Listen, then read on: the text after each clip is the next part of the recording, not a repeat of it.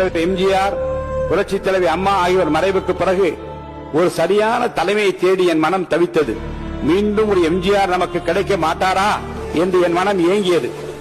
அந்த ஏக்கத்தை, அந்த தவிப்பை போக்கிய மாபெரும் தலைவர்தான் நம் முன்னாலே அமர்ந்திருக்கின்ற வாழும் எம்ஜிஆர், மக்களின் மகத்தான தலைவராக பரிணமிக்கும் மாண்புமிகு முதலமைச்சர் தளபதி விஜய் அவர்கள். அவர் எனக்கு மட்டுமல்ல, நாட்டு மக்களின் குறைகளை தீர்க்கிற, கண்ணீரை துடைக்கிற, தமிழக மக்களுக்கு கிடைத்திருக்கிற மாபெரும் சக்தியாக நீங்கள் எல்லாம் இங்கே பாராட்டி பேசினீர்களே.